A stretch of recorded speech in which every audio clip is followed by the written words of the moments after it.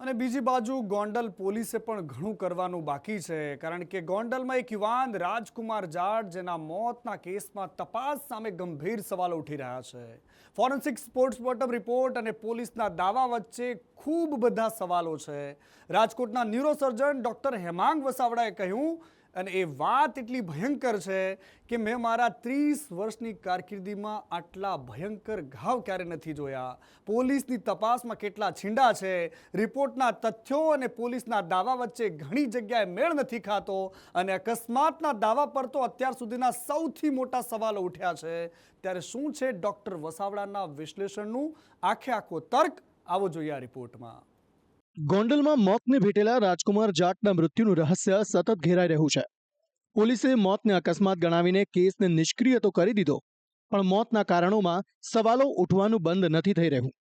CCTV ફૂટેજની ખૂટતી કડીઓએ જ્યાં પોલીસની તપાસ અને જયરાજસિંહ જાડેજાના પુત્ર ગણેશ પર શંકાની સોય તાકી હતી, ત્યાં હવે મૃતકના ફોરેન્સિક પોસ્ટમોર્ટમ રિપોર્ટે ઘણું બધું સ્પષ્ટ કરી દીધું છે. આ રિપોર્ટના તથ્યો પોલીસની તપાસ અને દાવા સામે સવાલ ઉઠાવે છે. તબીબોએ તો પોસ્ટમોર્ટમ કરીને રિપોર્ટ આપી દીધો, પણ રાજકોટના ન્યુરો સર્જન ડોક્ટર હેમાંગ વસાવડાએ ફોરેન્સિક પોસ્ટમોર્ટમ રિપોર્ટ ઉપર પોસ્ટમોર્ટમ કર્યું છે, જેમાં તેમણે ઘણા સવાલો ઉઠાવ્યા. તેમણે ઉઠાવેલો સૌથી મોટો સવાલ એ છે કે પોલીસ મૃતકના પહેલા પોસ્ટમોર્ટમનો રિપોર્ટ જાહેર કેમ નથી કરતી. કે પહેલું પોસ્ટમોર્ટમ થયું છે જે રાજકોટ સિવિલ હોસ્પિટલના ડૉક્ટરોએ કર્યું છે, પછી 2 દિવસ રહીને આ બીજું ફોરેન્સિક પોસ્ટમોર્ટમ થયું. આ જે ફોરેન્સિક પોસ્ટમોર્ટમનો રિપોર્ટ આવ્યો એમાં પણ પહેલા પોસ્ટમોર્ટમનો ઉલ્લેખ છે. તો પહેલા પોસ્ટમોર્ટમનો રિપોર્ટ ક્યાં છે, હજી સુધી પોલીસે જાહેર કેમ નથી કર્યો, આ પહેલો સવાલ આવે છે. ફોરેન્સિક પોસ્ટમોર્ટમ રિપોર્ટમાં જણાવાયું છે કે રાજકુમાર જાટના શરીર પર ઈજાના 42 નિશાન હતા.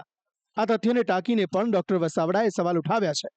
તેમનું કહેવું છે કે આવો કિસ્સો તેમણે પોતાની 3 દાયકાની કારકિર્દીમાં પહેલી વખત સાંભળ્યો છે, જ્યારે અકસ્માતમાં વ્યક્તિના શરીર પર આટલી બધી ઈજાઓ હોય. બીજું, આગળ અને પાછળની ઈજા ઉપરાંત પેરીએનલ એટલે ગુદાના ભાગે પણ દર્દીને ઈજાઓ જોવામાં આવી છે પોસ્ટમોર્ટમમાં.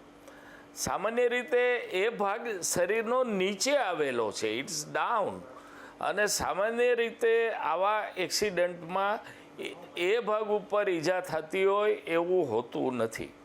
મારી 30 વર્ષની કારકિર્દીમાં મેં ખૂબ એક્સિડન્ટના કેસ ટ્રીટ કર્યા છે, રિસીવ કર્યા છે. 42 ઈજાઓ હોય શરીર ઉપર એવું હું પહેલી વાર જોઈ રહ્યો છું. રાજકુમાર જાટના કેસમાં પોલીસે આપેલા ઘણા જવાબ પહેલાથી જ સવાલોના ઘેરામાં રહ્યા છે. મૃતકના પિતાનો આક્ષેપ હતો કે તેમના પુત્રને ગણેશ ગોંડલ અને તેમના માણસો દ્વારા મારવામાં આવ્યો હતો, જેના નિશાન તેના શરીર પર પણ હતા.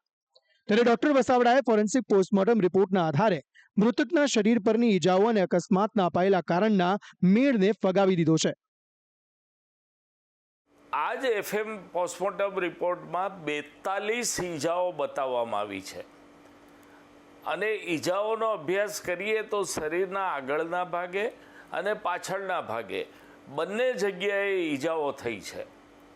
સામાન્ય રીતે વાહનનું જ્યારે ઇમ્પેક્ટ થાય, એક્સિડન્ટ થાય, વ્યક્તિ ભટકાય, ત્યારે થોડી સેકન્ડો માટે જ આગલો ભાગ કે પાછલો ભાગ ભટકાય. તો બંને ભાગ ઉપર ઈજા કેમ આવી? હા, એક ટેકનિકલ પોસિબિલિટી ખરી કે ઠોકર વાગ્યા પછી ઉડ્યા હોય અને દિવાલ સાથે કે લોખંડના રોડ ડિવાઈડર સાથે ભટકાઈ જવાનું હોય, તો એ પોલીસે ક્લિયર કરવાનું છે કે આવું બન્યું કે નહીં. બસ અમદાવાદથી રાજકોટ તરફ આવતી હતી, પણ મૃતક રાજકોટથી અમદાવાદ તરફ જતા હતા કે અમદાવાદથી રાજકોટ તરફ એમનું મોઢું હતું, એની ઉપરથી પણ ઇમ્પેક્ટ કઈ જગ્યાએ થયો એનો ખ્યાલ આવે. હેમાંગ વસાવડાએ પોસ્ટમોર્ટમ રિપોર્ટ સામે પણ સવાલ ઉઠાવ્યા. તેમનું કહેવું છે કે આ રિપોર્ટમાં મૃત્યુનો સમય સહિતની કેટલીક બાબતો નથી જે અગત્યની છે. એમાં ઈજાઓ ફ્રેશ છે અને મૃત્યુ પહેલાંની છે, અવર્સ નથી લખ્યા. ફ્રેશ છે એટલું જ લખ્યું છે, મૃત્યુ પહેલાંની છે. અને આ ઈજાઓ કઠણ બોથડ પદાર્થથી થયેલી ઈજાઓ છે, અહીં આ વાત પૂરી થઈ જાય છે પોસ્ટમોર્ટમના રિપોર્ટની. સામાન્ય રીતે એક લાઈન વધારાની આવતી હોય કે આ ઈજાઓ વાહન અકસ્માતમાં ઉદ્ભવી શકે તેવી ઈજાઓ હતી, એ આમાં લખેલું નથી ક્યાંય એવું લખ્યું કે જે હિસ્ટ્રી છે એની સાથે આ ઈજાઓ મેળ ખાય છે, સુસંગત છે. સૌથી મોટી વાત જે પહેલાથી જ શંકાના દાયરામાં રહી છે તે એ છે કે ડોક્ટર વસાવડાએ સીસીટીવી ફૂટેજની ખૂટતી કડીઓ સામે પણ સવાલ ઉઠાવ્યા. તેમનું કહેવું છે કે આ કડીઓ નહીં જોડાય તો આગળ જતા કોર્ટમાં પોલીસ પોતાનો દાવો સાચો સાબિત નહીં કરી શકે. કે વિડીયો સાઇટ ઉપરના સીસીટીવી ફૂટેજ શું બતાવે છે એ પણ સંલગ્ન કરવું જરૂરી છે, કારણ કે મેં જેમ કીધું એમ કે બેય બાજુ ઈજા થઈ છે એટલે સ્પષ્ટ નથી થતું ચાલીને જતા હતા અને પાછળથી ઠોકર લાગી કે ચાલીને જતા હતા અને સામેથી આવીને બસે ઠોકર મારી. આ બધી વાતો છે એ તપાસમાં પોલીસે ક્લિયર કરવી ખૂબ જરૂરી છે, નહીતર આવતા દિવસોમાં આની ઉપર ઘણી બધી કોન્ટ્રોવર્સી જ્યારે કેસ ચાલશે ત્યારે થઈ શકશે. ડોક્ટર વસાવડાએ એવા સમયે સવાલ ઉઠાવ્યા છે જ્યારે ગણેશ જાડેજાએ મૃતક સામે અને અજાણ્યા વ્યક્તિ સામે પોલીસ ફરિયાદ નોંધાવી છે. એવામાં હવે જોવું એ રહેશે કે આ કેસની ખૂટતી કડીઓ જોડાય છે કે કેમ, કે પછી મોત અકસ્માત જ બની રહેશે. બ્યુરો રિપોર્ટ, સંદેશ ન્યૂઝ.